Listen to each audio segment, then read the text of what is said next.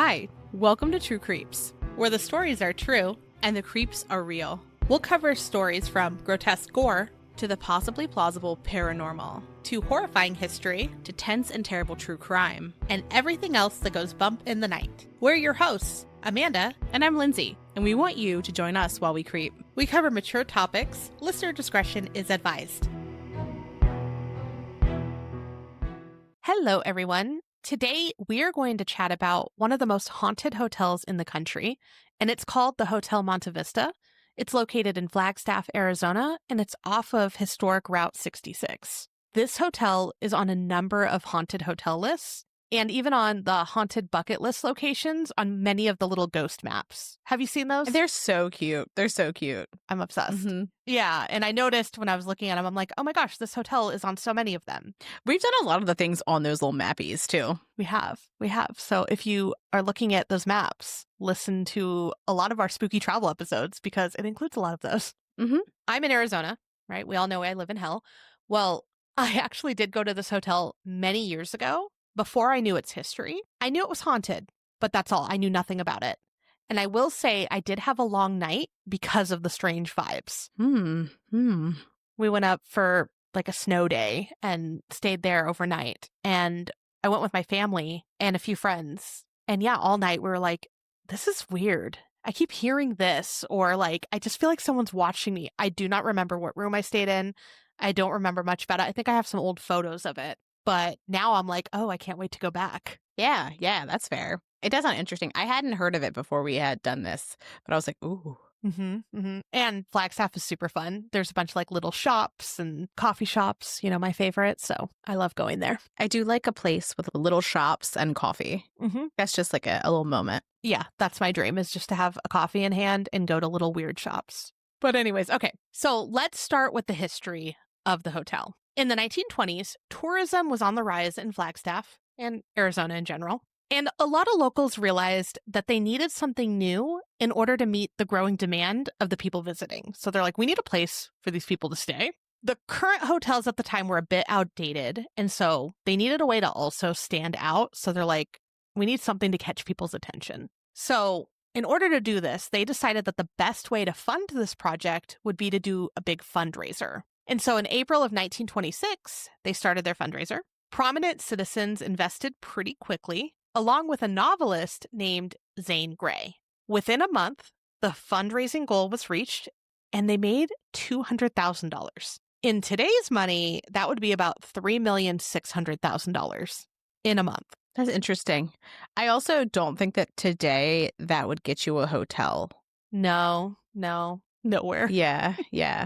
Unless it was in a place that was very rural. I don't think it would get you one in a city. No. Now, ground was broken on June 8th of 1926, so like quick turnaround time. They started the fundraiser in April, and then they were already starting the build June 8th. Right? Pretty quick. Their plans for the hotel were for a 73-room hotel, and that they were going to incorporate 2 existing structures. So I think that would have saved some money too. If they're like, we're going to use these 2 buildings that are already here and just like make it into one big building. Makes sense. Now, the structures that were already there were the post office, and that had opened in 1917. So it wasn't open incredibly long. And then the other building was used for the Coconino Sun newspaper company. And now that specific area, from what I saw, is the Monte V Cocktail Lounge. So that was what the old building now is. Okay, so April, they're fundraising. The hotel opened on New Year's Day of 1927. So we're not even a full year later. Yeah. Now, when it opened, it was called the Community Hotel. Cute, but a terrible name for a hotel. You're very judgy about hotel names, though. I am incredibly judgy with hotel names. And I just refuse to believe that is a good hotel name. I just don't think it's good. Because the Community Hotel is bizarre because it's typically not the community that's staying in the hotel. They live there. That's where they live. Yeah. It should be the non-community hotel, if anything. And that's also a bad name. Strangers Hotel. Oh, the Strangers Hotel. What a vibe. I like it. That's way better than the Community Hotel. Anywho, okay, so they named it this because they wanted to honor the donors of the project. I still think that was a bad idea. I think they also agreed because they changed the name to Monte Vista, meaning Mountain View. And they actually picked this because they had a naming contest, which one I just love the idea of that. Hell yeah, have a naming contest. Yeah. But you have to stick with it. But the person who submitted this idea was just 12 years old. So changed to Monte Vista Hotel. Isn't that cute? I love it. A lot better. For decades, the hotel remained the longest publicly held commercial property, but it did sell to a private investor in the 60s. Now let's just talk about some of the notable things that have happened in the hotel formerly known as the Community Hotel, now known as the Monte Vista Hotel. Yet I can't say a single word, you know? Anywho, so you know what I'm thinking. When we're talking about a notable hotel, we're obviously going to talk about classic haunted hotel stuff, like the fact that it had a role in the early days of radio broadcasting in Flagstaff. That's just your standard haunted lore, is it not? Of course. So in 1927, Mary Costigan, who was the second woman in the world to be granted a radio broadcasting license, moved to Flagstaff to assist her brother and business partner in running the Majestic Opera House, now known as Orpheum. When her brother's health declined, she took over and established a 25-watt radio station backstage at the Majestic Opera House. Then, just 2 years later, in 1929, she moved the station to the Monte Vista and upgraded it to a 100-watt radio station that aired 3 hours a day. And the first broadcast had an audience of about 400 residents, and she ran her show out of room 105, which I do love the idea of that, but can you imagine being a person in the next room and you can hear how a person loudly talking and being like, hello, welcome to... I'm just imagining a very slow jams jazz station, and a person is very loudly playing slow jams jazz and being like, hello, welcome to the jazz time. And it's very loud for some reason. I don't know why, but it is. Anyway, she is running her show out of room 105, and I say it casually, but it was impressive for considering that time period. It's like 1929 and she's running a radio station out of a hotel room. Okay. Yeah. And I mean, women's history too. Like, she was one of the first to be able to do this. So I think that's kind of fun. Yeah. And strange that it was the hotel, but I guess like it's easy to get space doing that. Nowadays, you'd rent like a room in one of those big buildings, you know, for people that do various spa treatments. I've seen dog washes, all kinds of stuff. Oh, like an industrial park kind of deal? Yeah. Before it was just, let me rent this hotel room to do my 3-hour radio show. Fascinating. Love it. Love it. That's what we'll do. We'll run True Creeps out of a hotel room. We should. We should just travel to all the haunted hotels and do an episode. I say that jokingly because how cute would it be if this took 3 hours every week? That's all it took. It was just... Well, if we were just doing this live and saying nonsense, and people were just dealing with our shit forever. Yeah. Yeah. So under this hotel, there is a system of underground tunnels that is accessible from several buildings in the area, including the Hotel Monte Vista. The creation of these tunnels is widely debated, which I thought was interesting. You would think you would be able to easily find why these were built, but that's not the case here. There are lots of rumors, though, as to why the tunnels were built. When you look at the hotel's history page, one rumor, and I think this one is one of the common rumors, is that they were originally built by Chinese immigrants in the early 1900s. And unfortunately, people were peopling, and they were not treating the Chinese people very well, and even may have blamed them for some fire damage that happened to many of the buildings that were downtown. So the rumor is that they created it and used these tunnels to get around. Interesting. Kind of a sad reason. Yeah. Yeah, it is very sad. And it's also horrifying that you would feel like you would have to use underground tunnels to be able to safely exist where you're living or anywhere, frankly. That breaks my heart. I read one when I was looking for history, and we're going to talk about why some of this is just up in the air. But they were saying that a lot of them moved out of the area for a while and let everything, like, everyone get their shit together and cool down, and then they came back, which, again, so sad. Yeah, it's awful. Now, according to Northern Arizona University, the college there, who also has tunnels under the campus, the tunnels were actually built to transport heat from steam plants to various buildings. And it looked like a lot of the tunnels were built at different times. They also said that Chinese residents may have helped with the construction, but they were built for a different purpose. So Flagstaff's Pioneer Museum curator, Joe Meehan, says that the tunnels from a mill to the steam plant downtown were incredibly small, and they likely couldn't have fit grown men. So perhaps a lot of them were built for different things. Some were big, some were small. That's my takeaway from it. I'm always fascinated by an underground network of tunnels of unspecified origin or purpose. Yes. Just generally, I'm always like, tell me about this tunnel. Right? And Meehan did say that there were several larger tunnels under several of the streets. And one that he specifically called out was Babbitt's department store and Babbitt's garage.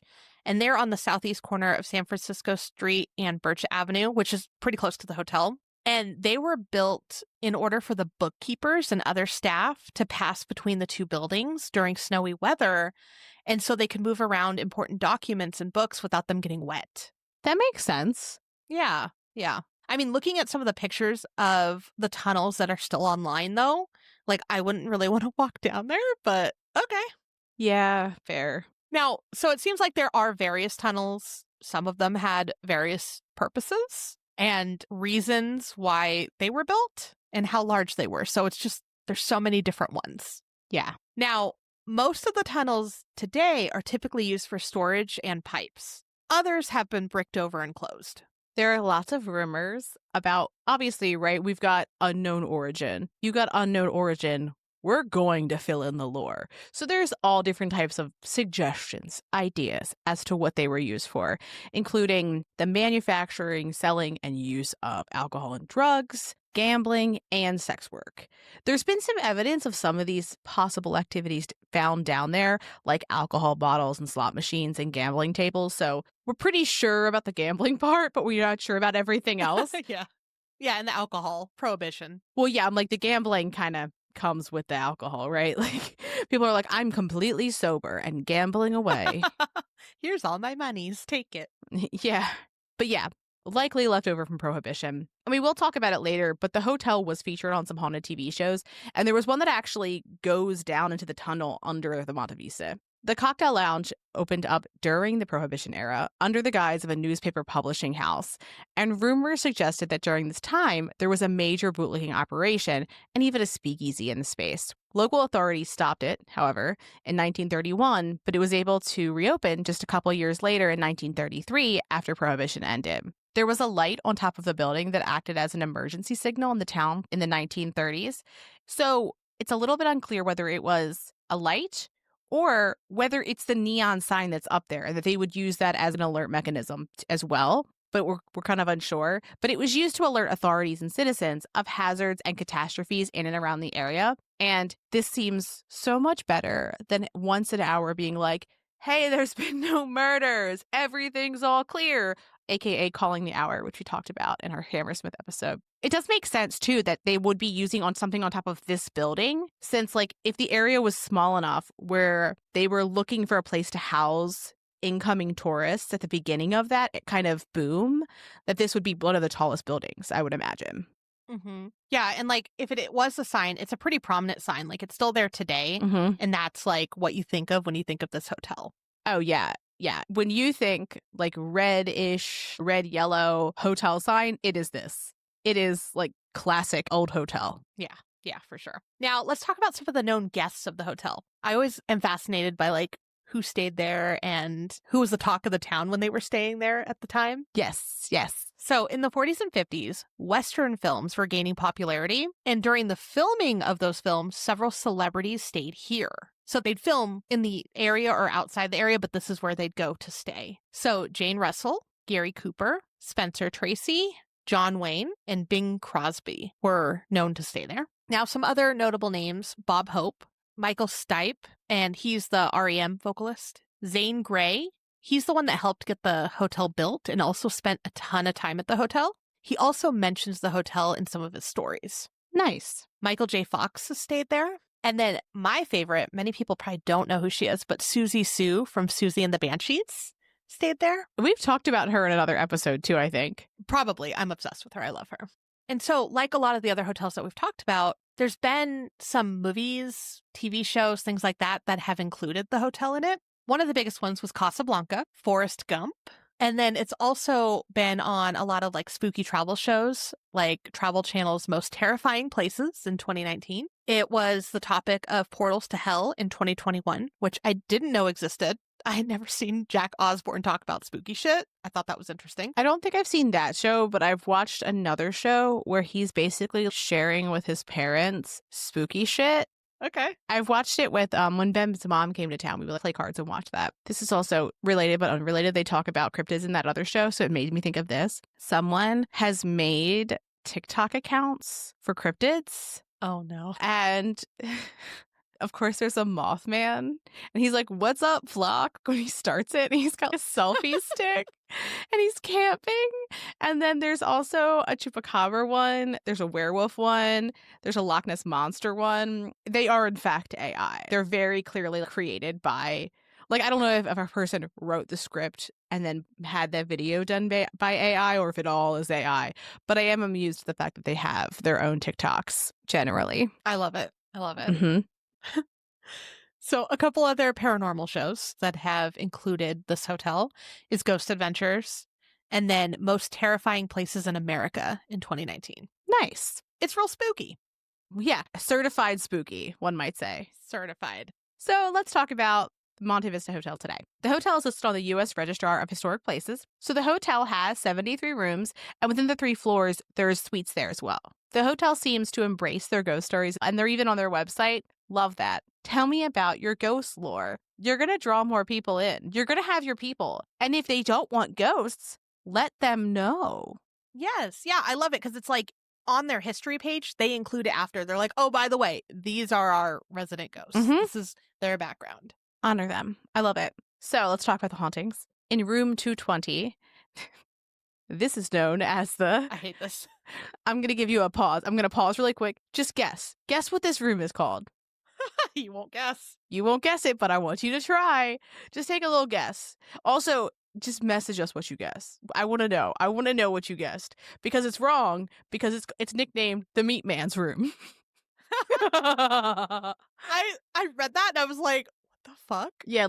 No, thank you. No, thank you. And what I hate the most about that is that it makes Is what? sense. Like, is that Yeah. it fits with there's a reason why it's the Meat Man's Room. And it's because there was a long-term guest that would hang raw meat from the chandelier. I hate it so much. I'm going to take a moment and I'm just going to let us all process that. He hung raw meat from the chandelier. Like, why? Where was that meat from? Why? I can't even get past that. I will just pause and say my first apartment in Mount Vernon, 4th floor walk up, townhouse, cool little place. Except the guy beneath us, his apartment, when he would open the door, smelled like an open air meat market.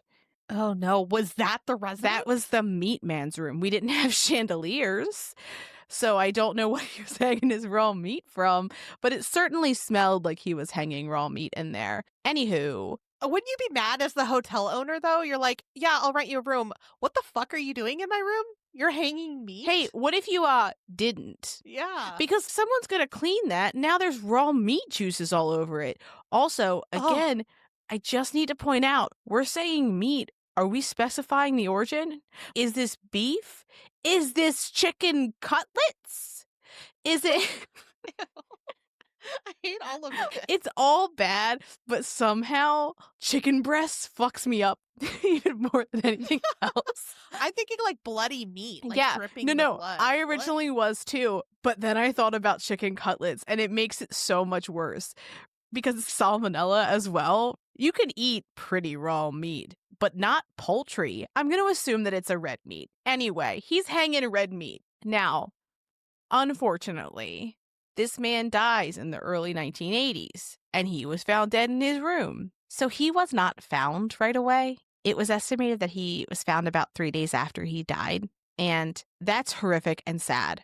It is. It is. But also, I just think of the room itself. Yes. The other part of it is presumably there was still meat hanging from the chandelier of unknown age and origin. And I'm sure that had a smell, and I'm sure the people who work there were used to the smell. So if there was a new smell that was similar or it was stronger, they might not notice. Mm-hmm. But still sad, but it's like, oh no, just the factors are making this difficult. Yes. So not long after he died, a maintenance worker was in there working on some repairs. I'm going to assume he was taking down the chandelier for a deep clean, frankly. Probably everything. Yeah. And he needed to get a new fixture and had to leave the room. When he did, he locked up and turned the lights off. A few minutes later, when he walked back in, the TV was on at full volume and the sheets on the bed had been ripped off and thrown around the room. Bizarre. Right? Today, some guests have reported the TV doing strange things. Some people hear coughing and laughing. Some people even hear disembodied conversations. Some say they smell the raw meat. You know, I don't like a ghost smell, but that's the worst one. Yeah, give me the cigar smell any day. Mm-hmm. Oh, yeah, like please. The old perfume. Like the old perfume, old cologne. Okay, sure. Mm-hmm. Mm-hmm. But I guess my thing too is like, I guess I can sometimes get caught up in the details. I generally find, you know, with my hobby of smelling raw meats, that raw meat doesn't really have so much of a smell unless something's wrong, right?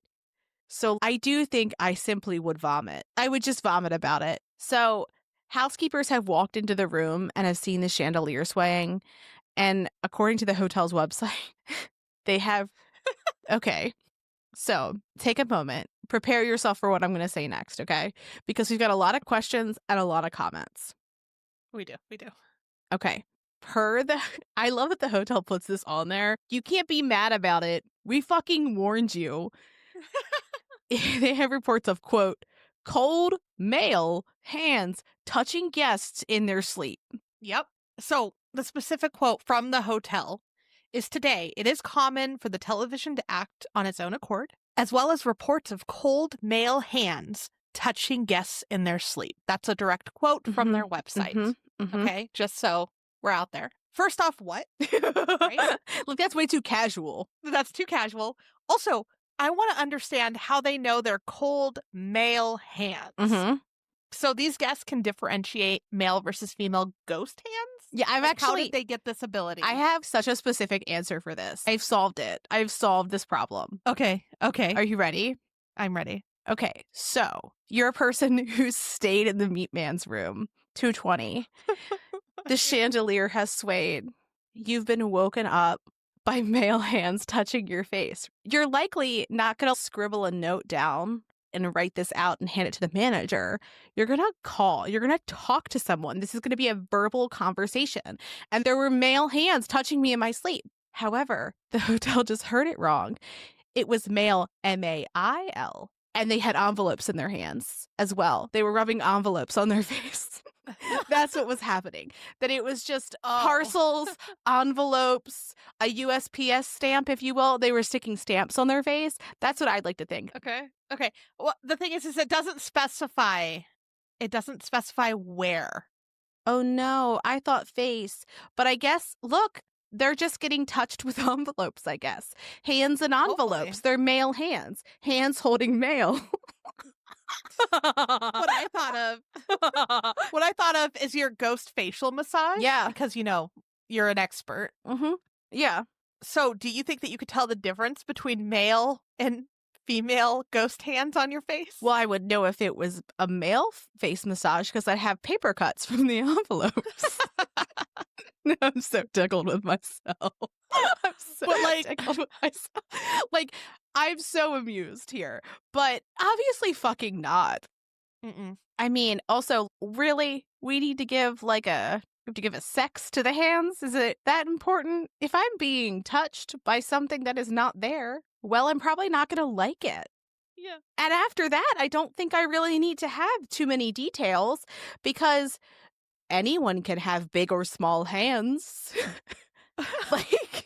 I think this is the one room in the hotel that I'd be like, actually, can I get a different room? Like, I just don't even want to deal with any of this shit. None of this is a whimsical haunt. It smells like rotten meat. The chandelier that was haunted by that fucking meat its entire life is traumatized, trying to air itself out. Something's touching you with envelopes. Nothing good is happening in that room. Unless that's what you're into, which no judgment. But you know what? Maybe that's for you. Maybe the meat man is for you. I love that he could have, an alive counterpart who's into it. Now, I will just say, I just think it's possible. Maybe the ghost had envelopes in its hand. Maybe it had a little sack of letters. Okay. Maybe it had some stamps. And when they were being touched, they were being stamped with those stamps. Mm-hmm, mm-hmm. That sounds about right. That's definitely it. That's definitely it. Because that's the only way that it would make sense that's for someone to say male ghost hands were touching me. That makes more sense than being like, this was a man's ghost hand. This is where you can stay and you can... Me? Can debunk Not the I. male. Not I. I'm good. No thanks. I just do need to mention, what the fuck was the meat doing on that chandelier? What was the purpose of it? I don't fucking know. Was he like aging it or something? I don't know. Meat grosses me out. So Well, I was thinking maybe he was cooking it. Like, could he be on the chandelier? Well, maybe it was hot because the glass got hot from the lights. I don't know. The only thing I was thinking about is like yellow jackets, like they'd hang to like let it bleed out. But what's he letting bleed out? Why I don't know if that's what it was. You hang meat from a chandelier. Also just found out I don't know how to spell the word chandelier. That's a weird word. Oh. Now, look, I don't generally like that Google gives me AI search results at the top of it, but sometimes it is useful because here's what it told me. It said meat aging or artistic or decorative purposes. Hey, I'm happy that I said aging. Like I knew what I was talking about. Now, it did say, if considering hanging meat for aging purposes, it's crucial to ensure a safe and controlled environment to prevent spoilage. And so not the hotel room. It says, not a common practice. In summary, the most plausible reasons for hanging meat from a chandelier are for meat aging or artistic expression. If that's your artistic expression, I'm worried. Yeah, I am dead. I'm dead. The Meat Chandelier by Nathan. What? There's a book? No, there's an art installation. Oh. It's called The Meat Chandelier on the Charcuterie Project.substack.com. I don't know what else is on that website. Don't go there. I can't tell you. I'm just telling you what came up when I put, why would you hang meat on the chandelier? I gotta go. I gotta exit out of this part of the internet. I'm gonna start to see strange things. Nothing good is gonna come from here. Okay. So then let's just move on and explore another room. If I can, I might come back to this. I cannot guarantee I'm not. It's haunting me. It's 3 hours of nonsense, right? Live. No, we got to leave that joke in Yeah. the beginning so it makes sense. Anyways, okay. Let's move on to the room that would probably scare the fuck out of me. This would be like the scariest room for me specifically. Before you say what it is, would you stay in 220 or this room? I think I'd still stay in this room. I can't. No. Meat smell. Yeah, no, like the meat smells the worst. I'd go back to Villisca before I stayed in the meat room. Same.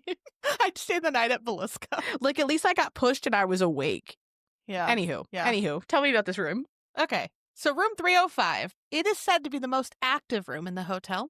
Now, people have reported seeing a woman in the rocking chair near the window. And everyone knows how I feel about rocking chairs, especially rocking on their own. I mean, fair, though.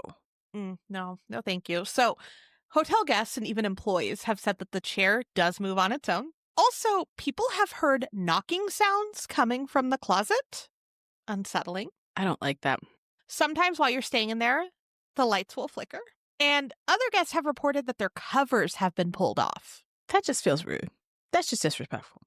Oh, you were sleeping? No, you weren't. Oh, you thought you were sleeping. Just watch me rock in my fucking rocking chair. Do not sleep. Look at me. I'm rocking out. And you're going to be a part of it. I will say one thing. The ghosts are not allowing you to sleep here. They're like, if you're in this room, you're here for me, baby. I'm bored. Mm-hmm. Notice me. Yep. I can just say that there's a haunted hotel where you go and you're like, I'm going to sleep and maybe investigate places. And then there's a place where you don't sleep. You're doing your investigation. Right. That's what this is. I'm not going to try to sleep in the room where there's knocking from the closet because I'm not going to sleep. I would move the rocking chair somewhere else. I wouldn't. be sleeping. I just wouldn't be sleeping there. I'd be like, we're investigating. That's the purpose of me being in this room. I'm not going to try to relax. That can't happen there. No. So, in this particular room, the hotel says there was an elderly woman who had been a long-term renter that would sit by the window, but they didn't have a name for her. And we also couldn't find one in our research. Mm-mm. Some sources say that she was waiting for her son to come back from war and she would watch him out the window. That feels just very old-timey. Yeah. Will my insert male relative ever come back from war? And just looking outside. I feel like that's, if you've got a woman ghost, people are like, well, she's waiting for some man to come back from war. That's the only thing she could be doing, looking out that window. That or looking for her baby. Oh. I mean, we have talked about how we want ghosts to break the glass ceiling, you know what I mean, of haunting and be able to just have a better origin ghost story. Let's do that. I think that we could do a little bit better than she literally spent her entire life looking out a window waiting for her son to come back from war. Not saying that she couldn't be concerned or worried. She just liked that chair. Yeah, surely she was doing more than that. Was she reading a series of great books? Was she writing a novel? Mm-hmm. She was complaining about the meat man. I mean, honestly, maybe she was sitting by the window because it fucking smelled. Because, 305 is not going to be next to 220, but it is going to be like up and a little over, so the vents. Maybe. Maybe she's on the other side. Maybe the meat chandelier's under her room. I don't have the blueprints. There's a lot of reasons one could be near a window. Look, maybe she was smoking pot near the window. You know what I mean? Just blowing it outside. I don't know. Who could say?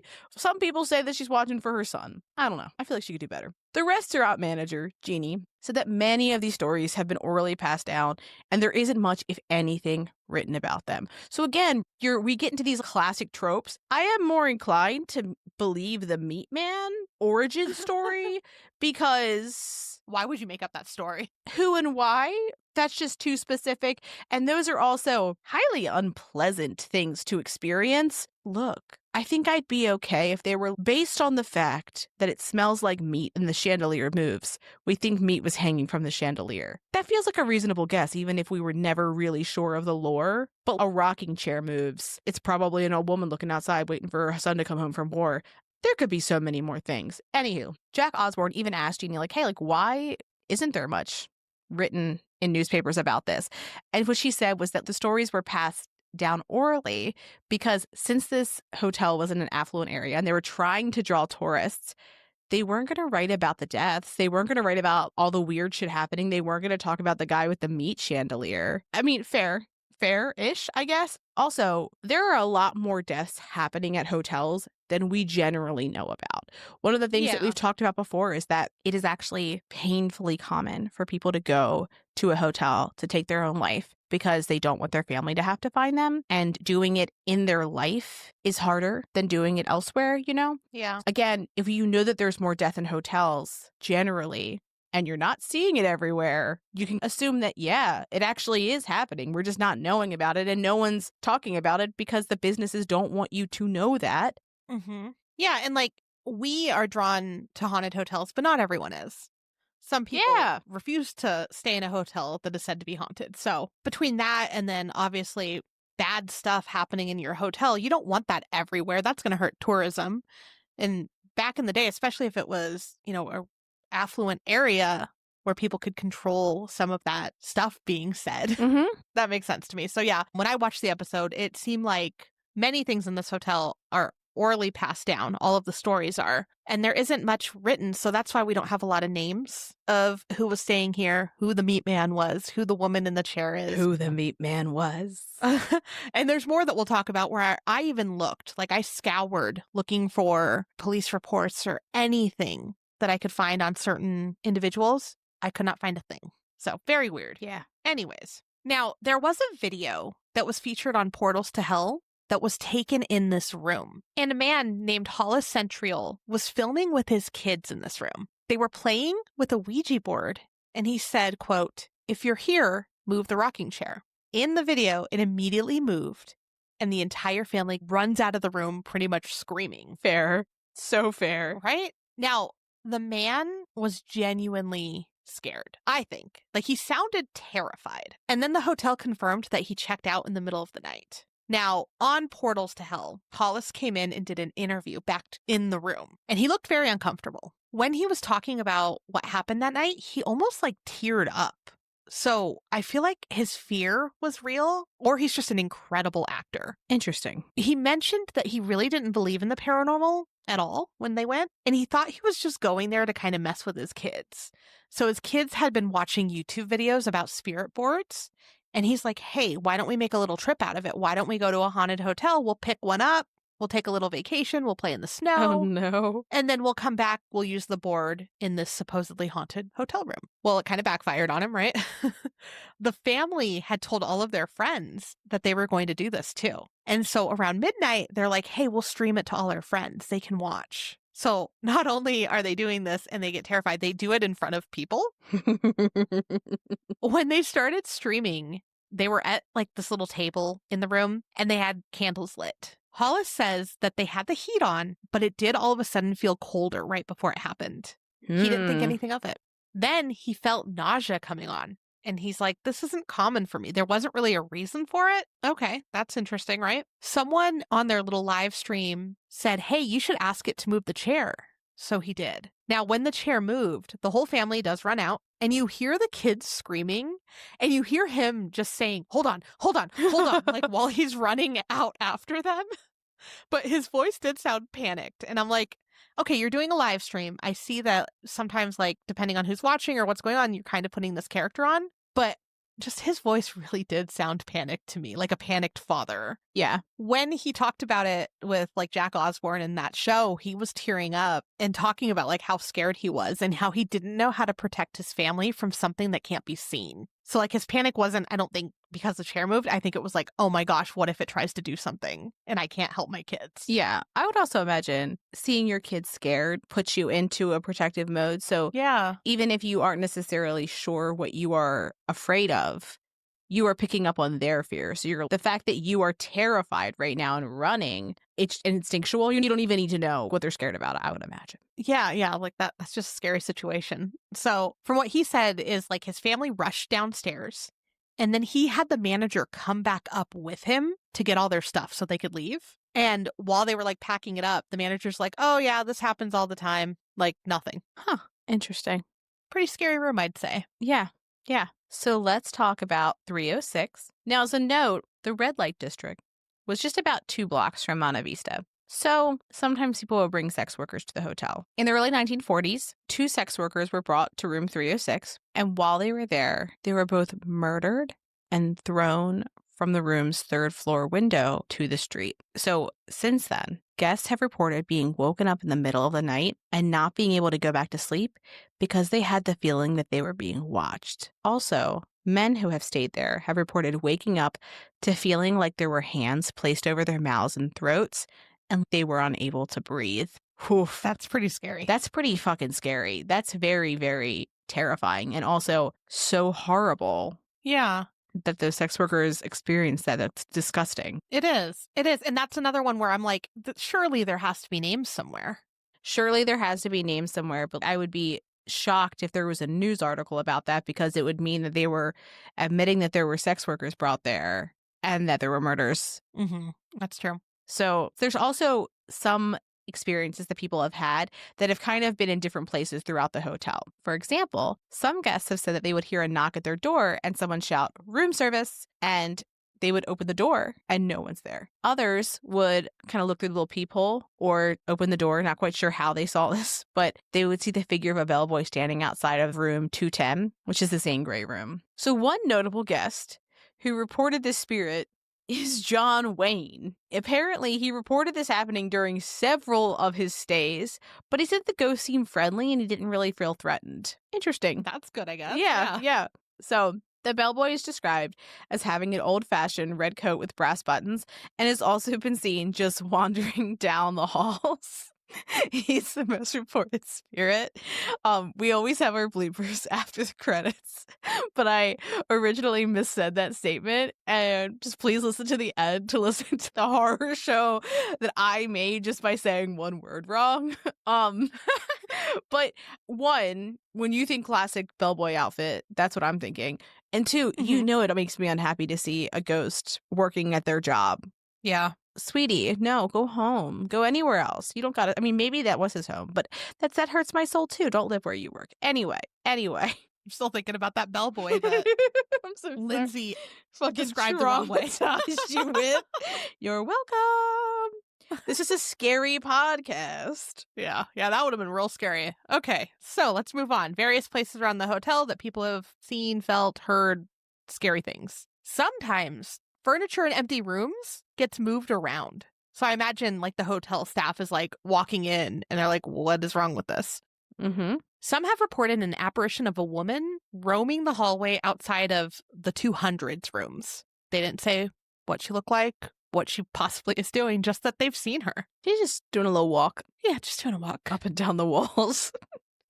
down the walls. I was getting my hair done last week and we were kind of talking about haunted locations in Arizona. And one of the stylists kind of like looks up and she's like, oh, I have a story. Her name was Jessica, but she actually brought up this hotel. I didn't bring up this hotel. And the funny thing is it was the day after I started researching for this episode. So I was like, oh, tell me more. But she says that she was staying in a room and she woke up to the scent of someone blowing smoke into her face. And she's like, it was so much. I couldn't see the smoke, but it's like someone was smoking literally in my face and it woke me up. She said it was super strong and the scent like surrounded her. And I'm like, that is an unpleasant way to wake up. Bizarre. She's like, I don't know why. Yeah. I don't remember what room I was in, but I just remember waking up and just being uncomfortable. I would be pissed if anyone blew in my face to wake me up. Mm-hmm. I would be even more angry if it was smoke. Hot breath on my face is bad enough. It doesn't have to be smoke on top of it. Yeah. No, thank you. So that, I don't know what room she was in, but I guess that can happen there as well. That's from the meat smoking room. Oh, no. Oh, no. She didn't say it was the smell of meat. She said smoke. I will take smoke over the meat, though. Smoked meat? No smoked meat. I'm so over it. My husband got a smoker, and like that is like his thing now. No. I'm sure you guys will love it when you come to visit. One, we do. Like, I'm not being facetious. And then also, him and my brother can bond over smoked meats. Oh, God. Great. Love it. I'll be somewhere else. Okay, so let's move on and head to the basement. Talk about the spooky basement. Many employees have heard an infant crying in the basement, which is unsettling, right? Yes. I don't know if I've told you, but have I told you the story of the apartment with the baby crying that we lived in? It sounds familiar, but I can't place it. Yeah, so like in the middle of the night, one night, we're all asleep, super late, it had to have been. My mom and I, from opposite ends of the apartment, get up and start running to the living room because it sounded like a baby crying, a newborn baby, like very loud baby. Mm-hmm. And there was nothing there. And like we checked outside, we checked because we had like a patio and the front door, checked both, like, did someone fucking lose a baby or leave it somewhere? No baby. But we both, from opposite ends, opposite bedrooms, jumped up at the same time because we heard a baby crying. Dislike. No, I hated that apartment. Now, for the hotel basement, there isn't a reason that we could find about why a baby would be down there crying, but there's some odd stories that are likely just weird legends of some of the sex workers that had gone to the hotel and perhaps one of them having a baby and it dying. I don't know, though that just seemed like they were just trying to make something up to make this make sense. But either way, it sounds horrible hearing a baby cry in a dark basement. Now, others believe that there could be children that had lived in the area during the early days of the hotel and that they may have died either from an accident or possibly an illness. And so perhaps they were just, that was like a fun place to be. I don't know. Some have heard laughing down there as well. So at least it's not always a cry. None of this is good. None of it's good though. Yeah. Disembodied laughing freaks me out too. This is all like, hey, what's the most unsettling haunting behavior? Mm-hmm. Bet, as the kids say. Yeah. And in the basement too. Mm-hmm. Yeah, not in the basement. You know, like if it was in a room, it would just feel different than the basement. Mm-hmm. Now, there is one story that we read where a maintenance worker was down there and he heard a ball bouncing. So then when the maintenance worker went to investigate, like, is someone down here? Why is there a ball down here? He found nothing, but he could hear giggling around him. That's interesting. There is a hotel here. It's the Lord Baltimore Hotel. And I went on a ghost tour, I don't know, last year or two there. And they actually have a ghost that like on one of the floors, it's like one of the things they often hear is the sound of a rubber ball bouncing. Mm-hmm. Like it's a common sound. And there's like, I believe there's a painting of a child with like a red ball up there because of it. Oh, interesting. And that is like one of their most common hauntings. But that's a cool spot.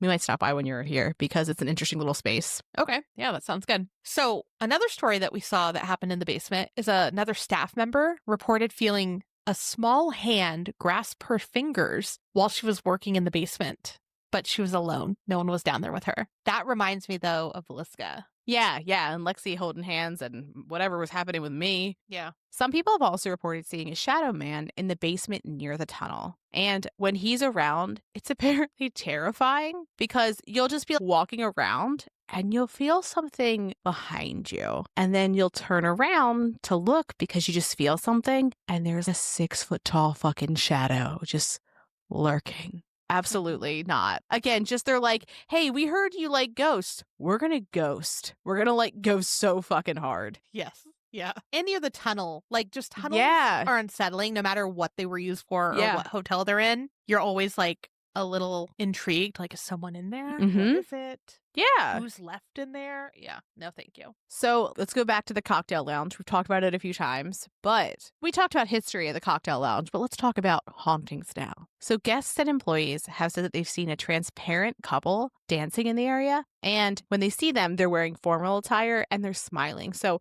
they're having a good time. That's kind of sweet. I Hey, like that's that. good. Yeah. Yeah. That's one of those things where if you're thinking of different types of haunting, that feels like an echo of a moment Yes. more than like a haunting, like it's just on a loop. Yeah. But another thing that people experience. So in 1970, 3 men robbed a nearby bank. During the robbery, a bank guard shot one of the 3 robbers. Now, after their robbery, they were like, hell yeah, we just robbed a bank. Let's celebrate and hide out at the Hotel Monte Vista. So they're in the bar, and the guy that was shot ends up bleeding out while having that drink. So that's very sad that he died. Don't rob banks, but sad that he died. Now, just as an interesting note, because lawyer Lindsay simply cannot resist saying this. So felony murder. If someone dies when you are committing a felony with other people, it is felony murder. So the other 2 men could be arrested for murder, like felony murder, because the guard shot their accomplice during the robbery. Isn't that wild? Interesting. Yeah, it's because when you commit a crime like that, it's just more likely that there will be a death. And this way, it's a good deterrent for robbing banks, if you will, to be like, if one of you dies, even if someone else is shooting back at you, Yeah. even if one of you dies, not from one another doing it, murder. Wild. Anywho, Yeah. so people in the bar have been greeted by a man saying, good morning. And they think that it may have been this robber. I like that he's polite. Yeah, I was like, at least he's like, you know what? I'm not going to let my little death make everybody else not have a good time. You're in a bar. Let's have a good morning, you know? Yeah. So also, bar stools and drinks seem to sometimes move on their own. And even sometimes people see a bottle or a drink just go flying off the wall or bar. Again, just like quintessential haunting, you know? Mm-hmm. Yeah. People have seen a half-bodied apparition standing at the bar. Now, this is a little different. Some people see the figure of a ghostly cowboy. They say he appears to be almost solid at first, and he's wearing a wide-brim hat with old-fashioned clothing. They see him sitting in the chair, observing the people around him, but then he just disappears. And he's like, why don't y'all have cowboy hats on? What are you fucking doing? Right. Other things that people experience there are just the general feeling of being watched. One of these spirits could be the bank robber, but people also think that it could be the spirits of the people who drank and gambled in the building. And we've talked about this before, but maybe it's somebody who wandered up from the tunnel. Maybe. Mhm. Yeah. Or, I mean, if they had a good time there, Yeah, you don't have to like, move. that was one of their favorite places to hang out, Mm-hmm. they may have gone back. Another thing, too, is for that robbery, I sat there one night. I was like, oh, I really want to find something on this robbery. Could not find a thing. It looks like there's a museum and some like old newspapers that you can look at there in Flagstaff, Mm-hmm. but I couldn't find anything online about that specific robbery. Interesting. Yeah. But my thought was like, maybe Jeannie is right. And perhaps the people were not wanting any negative press out there. But it just seems weird because it had a specific year. So I feel like in 1970 is a lot different than like the year the hotel opened. I don't know. I Yeah. thought it was kind of strange. So, Lindsay, would you visit the Hotel Monte Vista? I think I would visit, but I wouldn't sleep there. No, I would love to like go and have a room and do an investigation, like a nighttime investigation. Yes. Or get 2 rooms, get one of the haunted ones to investigate, and then one of the rooms on the other side of the hotel to sleep in. There's just no sleeping there. I wouldn't sleep there. No? I mean, you slept in the Elms just fine. Yeah, but the Elms didn't have this. Like, there wasn't a meat man touching you with envelopes in your sleep. I don't think he travels rooms. I don't think he has in the past, but it wouldn't be the first time But that now we he will. experience something that other people haven't. You know? guess. So I'm like, I'm good. They're like, did you have a nice rest last night? And you're like, actually, I didn't sleep. I was afraid the meat man was going to come to my room. Yeah, I was a bit worried that somebody was going to give me paper cuts in my sleep with their male hands. I will die on this joke. But I mean, I have stayed there before. I don't think I experienced that. I just felt like it was active. Like the Yeah. energy there is Oh, it quite was. a bit different. Yeah. So kind of a fun place. If you've stayed there, we want to hear about it. Mm-hmm. We want to know, did you experience anything? Did the bellboy crawl on the walls? You'll know that after you hear the end of our episode anyways. But So did you sorry. experience the bellboy? Did you experience a shadow person? How'd you feel in the bar? Did you see a weird cowboy man that wasn't actually there? Tell us, because I am fascinated. And I mean, this is only like, I think, an hour and a half away from me. So Yeah. perhaps I will take a little trip to where it's not as hot. Yeah. That feels fair. Now, if you've stayed in any hotel that was creepy for whatever reason and you have stories to share, we want to hear them. Please reach out. Also, we're not quite there, but we're getting there. In October, we have our listener episode, and we would love to include that in our listener episode then. Or if we end up covering that hotel, we'll add it to that if you're okay with it. Yeah, and you'll also note that pretty much from here on out till we get to October, we're going to remind you, send us your spooky stories, any of your spooky stories. We want to share them on our listener episode. You can share an audio recording of it, or you can also just send it written and we'll read it for you. You can send it anonymously or with your name. Yes, please. It's all on our website on how to do it. It is. Also, if you have a spooky spot that you'd like us to include in our spooky travel series, we want to know that as well. I am fascinated by all the places, especially like in towns I haven't heard of. We put Malvern on the map. You know it. I want to know. I want to know. Perhaps we may even visit one day. Who knows? So last thing, if you're loving the show and you want to support the show, which also helps us to be able to visit some of these spooky places and do episodes about it, check out our Patreon. We have tiers that start at only $1, and they include all kinds of cool stuff. So some include t-shirts or totes. Some include jam. Shout out to Mary, our jam cat. We just had a couple months ago our Patreon night where we made cryptids together, and I feel like I haven't laughed that much in so long. I know. It was so much fun. I know. And also, we have our fall card coming up for people who are in our Fire Yeti and above tier. That's in just a couple months. The deadline for that is September. Yeah. So check out our Patreon. The link is on our website, all over our social media as well. Mm-hmm. But with that, have a great weekend. Thanks for creeping with us. Thanks for listening. And as always, a special thank you to our patrons who support us via Patreon. Please see the link in our show notes to learn more about how you, yes you, can begin to haunt the dump, guard vortexes, or even become a scorching Sasquatch. Ooh. Also in our show notes, you can find the link to our website, more information on our sources, our social media handles, and our merch store. We'd love for you to keep creeping with us. So if you like this episode, please subscribe, rate, review, and share the show with your fellow creeps and or ghosts. I beg of you.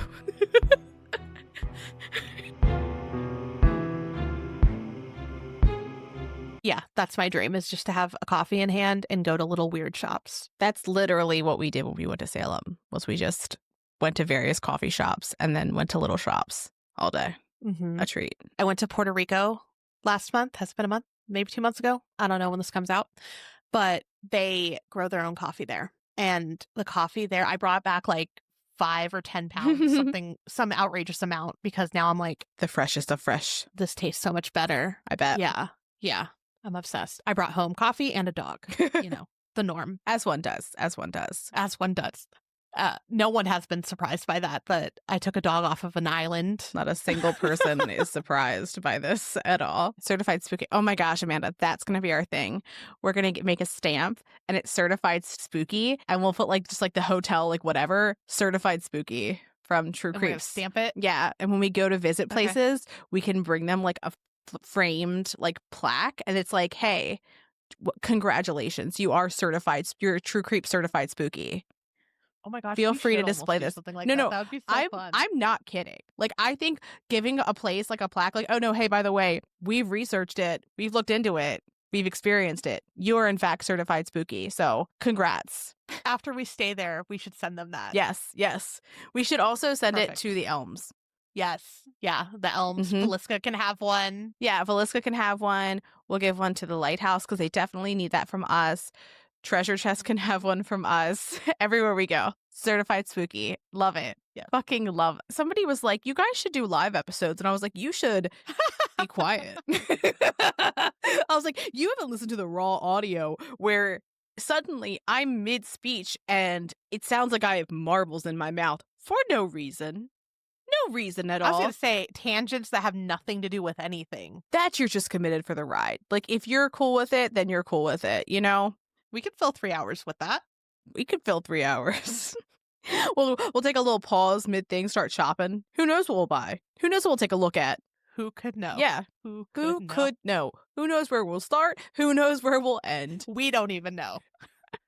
Sharks. Do you want an unhinged? Do you want 3 hours of unfiltered, unedited live chats with, you know, loosely about spooky topics? Like we'll start there, but we're going to talk about a lot of things. We're not going to end there. We're not going to end there. I mean, like, no, we'll circle back. That's scripted when we actually end there, though. Oh, yeah. We don't have a producer. There's no one being like, knock it the fuck off. Amanda and I are just like, yeah, you tell me about that weird thing. I'm going to talk about something else now, too. Let's just do that for a minute or so. We're the producers. We're the producers. We run this. Hold on. Didn't we get an IMDb credit for our producing? Oh, hell yeah, we did. I was like, I think we did. We fancy. Yes. We are writers. Oh, no. Sorry. We're writers, directors, and actresses. Oh, yeah, this is all a character. This isn't who I actually am. We're voice actresses. Oh, yeah, this is all made up. This isn't real. Nonsense. But yes. So serious. 3 hours of unfiltered nonsense. Yes, that's what people want. Yeah. I don't think it's what the people want. What we're missing. That's what we're missing. It's 3 hours of unfiltered, unedited nonsense where we loosely talk about what we've researched. Yep. And then a lot of shopping, a lot of looking at houses. We say shopping, we mean buy. looking. We're not necessarily buying. We're just looking. And the weird shit that we've seen throughout the week. Lots of dogs, lots of cats. Yeah. We'll give the people what they want. That's what they want. Okay. We have a lot of end of episode stuff already. Yep. You know we it. are 13 minutes in. Okay.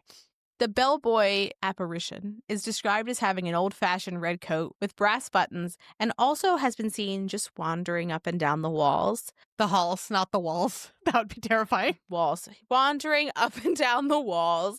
Wandering up and down the halls. I just imagine this bellboy I'm gonna scurrying up and down the That's so bad. Like, I said it's That's so terrifying. Never mind. I'm not going there. I can't.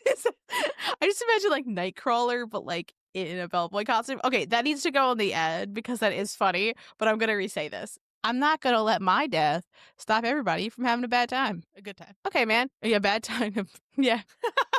Hello, man. Is this chicken cutlets?